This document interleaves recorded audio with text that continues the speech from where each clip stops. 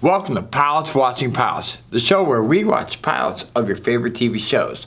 Mike, what are we doing today? Mike?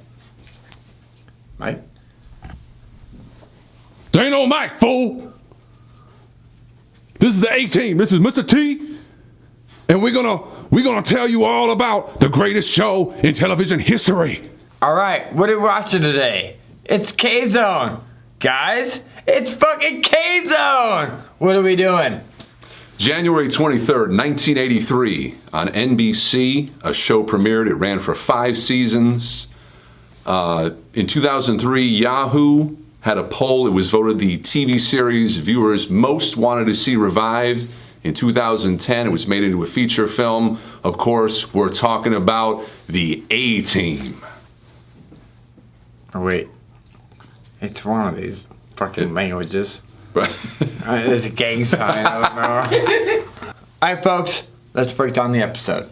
A reporter has been kidnapped by a Mexican drug cartel in San Rio Blanco. Enter the A-Team, a commando unit from the Vietnam War, convicted of a crime they did not commit, now working as mercenaries for hire. First off, we have the cigar-smoking leader and master of disguise, Hannibal. He's not, I mean, he's a genius, but I wouldn't say he's a master of disguise. It's kind of awkward. How about when he was the old Asian guy? Very cringy. Very not okay today. She bought it too. That's the worst part, is that people buy into him. But We first meet him. He's working as Aquamaniac, a sea creature on a B movie in Hollywood. Where'd that moron come from? Yeah, that's the leader of the A-Team. yeah, he had to hold his breath for 4 minutes underwater. No big deal. Brain hemorrhage, be damned. Next we have Lieutenant Peck, aka Face Man. He's the smooth-talking Lothario, so to speak. Didn't like Tim Dunnigan as cast as him in this. I mean, we're all used to Dirk Benedict, who's fantastic in everything he's ever done, but he's like tall, he's young, he's supposed to be set in a Vietnam vet, and he's like 11. It's outrageous. Imagine me and 3 of Mike Cubes in a show and see who doesn't belong. Mm-hmm. When you're 6'5" and the other guys are 5'9", mm-hmm. It doesn't work out too well. Too tall. Next we have Howlin' Mad Murdoch. What are you doing? I'm shaving. Come on, haven't you ever seen a man shave in the morning? The team breaks him out of a psychiatric hospital. In the pilot episode, he was scheduled for a lobotomy. Yeah, he's got severe PTSD, and I don't know how much, like, if he was selling it sometimes, or if he's just that crazy. I couldn't tell. I mean, he's bonkers. He was singing opera, doing 360s in a crop plane. Next we have, finally, B.A. Bad Attitude Baracus, the muscle of the team, played by my boy, Mr. T. Yeah, I always thought it stood for badass Baracus. It's bad attitude? Bad attitude. Very disappointing. Real bad attitude, y'all. Yeah. I ain't going on no airplane. And then they just would inject him with drugs to knock him out, and then he'd be on the plane. That's how you get your friends to do anything, inject him with drugs. That's the best way to do it. Yeah. God. The episode's a 2-part, not too many times we have a 2-part pilot episode. And this is long. It feels long. It feels like a movie. I think it was well done as far as that. But it starts to really drag. I mean, these guys go on their on their way, and they pull off like 75 schemes throughout this 2-part episode. They should just be called the Scam Team. Yeah. Don't worry. I got a plan that'll keep us together. Let's go. Jace could be dead already. They're going to be hired by this woman to get the reporter back. That's the plot, essentially. But wow, they go into a million little mini-sodes where it's just, they're playing the A-Team music, they're driving around blowing stuff up, and you're like, what does this even have to do with the dang show already? Why are we still doing this? You know what, though? At the end of the day, I love it when a good plan comes together. I love it when a plan comes together. Terrible disguises fool everyone every time. I don't know how. I mean, I feel like even his friends were fooled. There's like the whole subplot to the show is that the military police are trying to get these guys because they're, on the run. But that part is, everything else is so violent and guns and stuff. Everything with the military police is slapstick. They basically slap him in the face and they're like, hey, let's hit his butt and get out of here, see? You're like, I don't think it's that easy to fool military police. You just slap them in the tits and you're like, we're going to keep going. The A-Team is certainly not known for being a realistic show. Yeah, which is fine. You don't need to be, No. Especially then, like, you didn't need to be. I would want more of this now. I'm okay with this. I like the G-rated, action where vehicles are flying through the air, flipping over, and machine guns are going off, and yet no one has the least bit of a scrape on them. It's implied murder the whole time without showing you any murder, and they got away with it. It's the 80s, man. That's speaking of Miss the it. 80s. Let's implied do something stiffer than this. Why don't you do me a favor? Reach up and call over a flight attendant. Usually, I'll tell you what we're drinking today. But today, I don't know what the fuck we're drinking. Kurt? We're drinking a Mexican sleigh ride, which, by the way, is the name of the episode. It's actually a Negro Modelo. Yes. With a shot of Captain Morgan. It's essentially a fancy Mexican version of a Boilermaker. So let's get these down Let's do it. and hear a couple fun facts.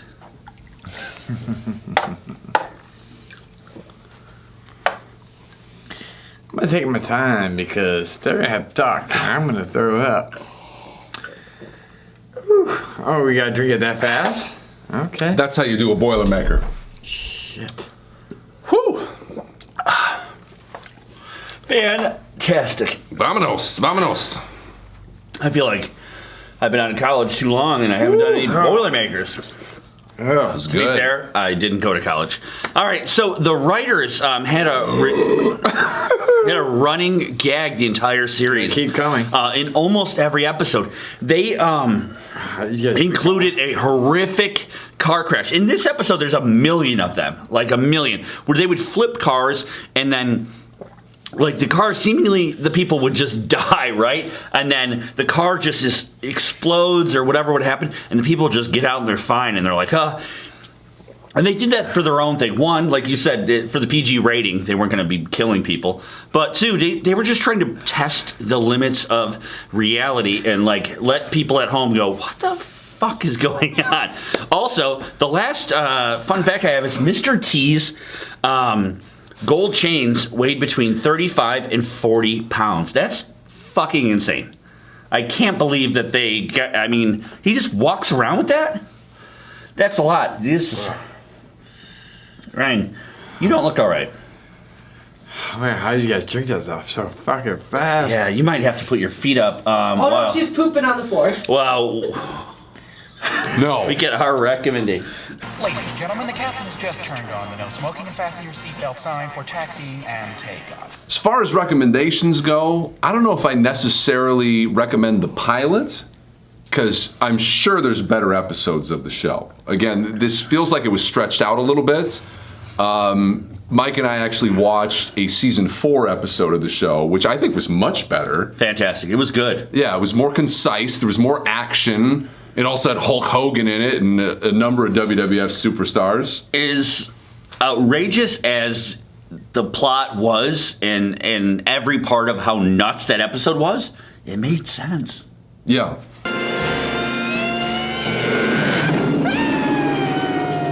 At that point in the show, by season 4, it was starting to lose ratings because kind of every episode ends up being the same. Mm-hmm. But that doesn't mean that it's not fun and that it's not exciting, especially if you were growing up in the 80s. Yeah, even now, though, people still do this all the time, you know? There's still Prison Break and shit like this on TV where they're Sure. still doing the same thing every week. still Grey's Anatomy, any procedural with cop show is the same thing. I think a revival of the show would be fantastic. I think it'd be great. I think you got to watch the show. You got to first guess what I'm drinking today, because that's what we're doing. You want them? No, you take him. I will say, though, I was a little disappointed that the A-Team van was not in the pilot episode. It's so iconic. It was not featured. So, again, that's a reason why, not necessarily the pilot is the way to really appreciate the show. You got to watch more than just the pilot. Yeah, because also you're missing Dirk Benedict, who's the best character in the show. Much better than whoever the other guy was that played him in the pilot. Young, tall John Travolta. Right. Just weird. Let's grab an Italian guy. Like, cool. I bet he can dance. Like, Yeah? Well, you're about to get a chance to play it for Colonel Lynch. and then they found people to constantly come into the show in supporting roles, good actors to play bad people and to come in and do different bits on the show. That works. I mean, that's like the strength of television back then compared to now, I think they had a lot of great guest stars. A lot of great guest stars, a lot of great people to come in. Wasn't Dean Stockwell, did you read that? The guy that played the guy from Quantum Leap that had the... Oh, he had an episode in there? Yeah. See, they got everyone. Yeah, Quantum fucking Not Leap. Scott Bakula, but Dean Stockwell, the guy that had the little computer. He came in. The guy running the real show. He doesn't need to leap around. That's what Bakula's for. Right. Fuck Bakula. Yeah, fuck Bakula. Everyone knows. By the way, if you love Quantum Leap, have you ever done Quantum Leap? No, we should do it. You haven't done Quantum Leap? No. All right, I'm coming back for Quantum Leap. Kurt's coming back for Quantum Leap. I'm going to Quantum Leap back in. We're going to do a Quantum Leap pilots. Love that show. I'm excited about it. I think we should Quantum Leap right now out of the cockpit here and find out if Ryan's alive still, because I think that our Mexican sleigh ride might have put him over the edge. He might have PTSD now. Probably.